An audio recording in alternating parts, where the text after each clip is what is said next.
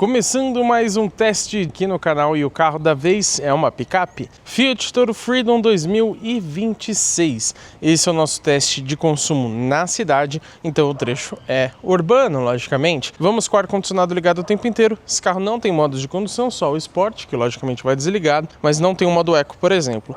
Não tem também sistema Start-Stop, mas a gente vai sempre dirigindo de forma tranquila para tentar economizar combustível. Lá no final do percurso, a gente compara então essa nossa média que vamos conseguir com aquela informada oficialmente pelo Inmetro. Começando aqui então o nosso teste, acabei de resetar o trip de consumo C. Você tem vários nesse carro, depois eu vou mostrar um pouquinho melhor isso para vocês.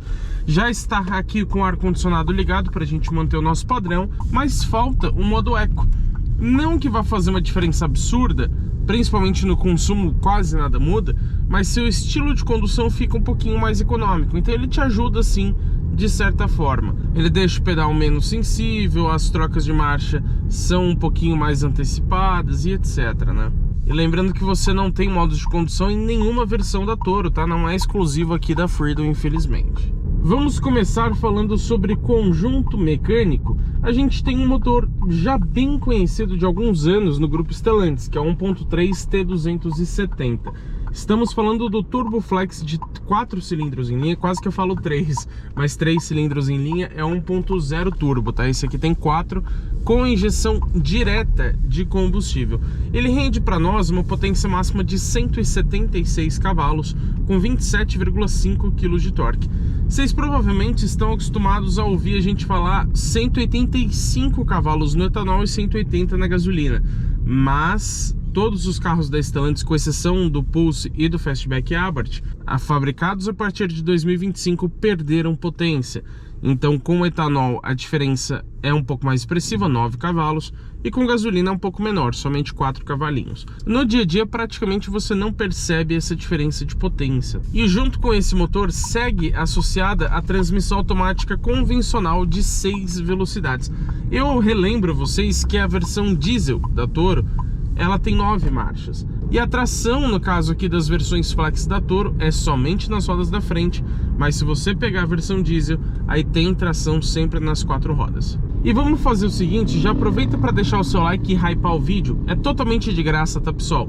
Passa os comentários ali pro lado esquerdo ou direito que você vai achar a opção de hypar o vídeo, e isso ajuda muito a gente. O like, vocês já estão acostumados a 200 anos no YouTube, né? Só dá o joinha ali embaixo também. Vamos falar agora sobre o peso do carro, porque isso é muito importante.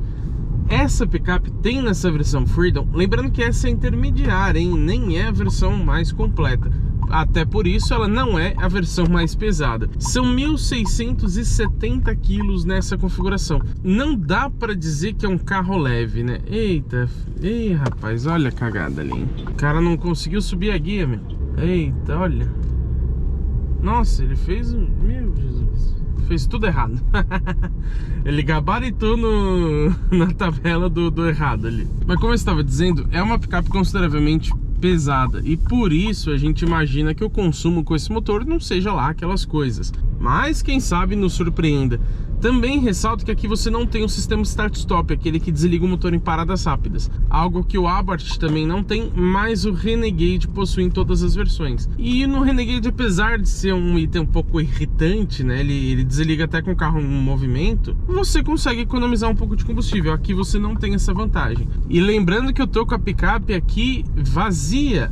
Lógico, só eu dentro do carro, que já dá para considerar quase a capacidade máxima de carga da picape, mas não tem nada na caçamba, tá? Então, se você adicionar peso também vai mudar o consumo, logicamente.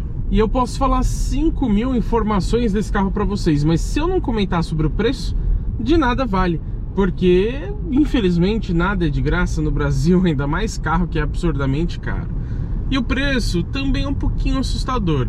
A gente tem aqui nessa versão Freedom, que é a intermediária. Abaixo dela você tem somente a Endurance. Você viu meu inglês? Ó, show de bosta. Um preço de 100... Eita, rapaz. Eu achei que meu inglês era ruim, mas ruim mesmo é aquele cara do Prisma ali. Você viu o que ele fez?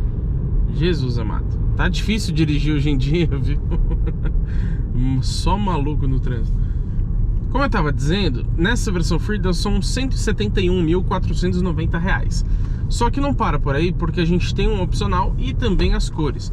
Só a cor metálica vai adicionar praticamente R$ 2.500 aqui para este carro. Cor cara, inclusive, viu? E você adiciona mais R$ 3.000 no Fiat Connect Me, que é o sistema de conectividade inteligente com o GPS nativo, que essa unidade aqui está equipada. Se você fizer as contas então, de 171, põe mais 3, põe mais 2,5, vai para quase R$ 177.000. É bastante coisa, né?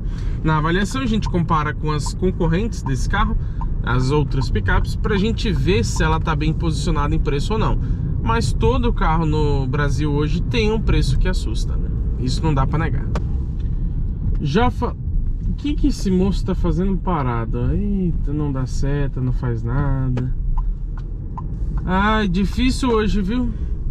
Nossa senhora, eu acho que a quinta pessoa fazendo barbeiragem que eu já vejo na minha frente, só nesse trecho aqui, hein? Eu já falei sobre preço, já falei sobre peso, já falei sobre motor, sobre transmissão.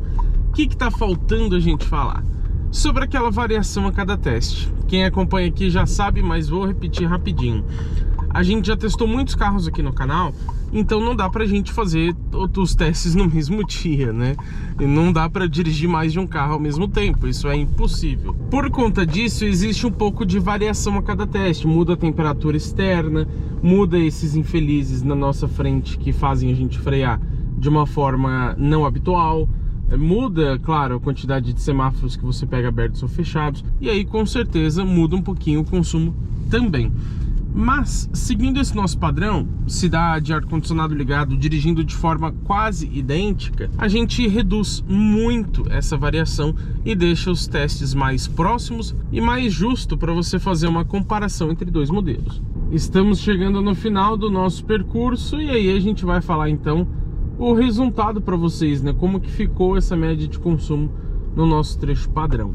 Vamos só parar ali no mesmo ponto de sempre. A gente sai exatamente do mesmo lugar e para exatamente no mesmo lugar com todos os carros, tá, pessoal? É praticamente milimétrico aqui, ó. Vamos parar perto da guia. Cuidado para não ralar as rodas, né? Aqui tá ótimo. Vamos puxar o freio de mão, que agora é eletrônico, hein? Novidade da linha 26. Desliguei a motorização, nada mais interfere na nossa média. Vamos lá conferir o resultado? Vou ligar aqui o painel de instrumentos de 7 polegadas. Olha só que animação bonitinha que ele faz, vocês viram? E a gente tem aqui vários trips de consumo, ó.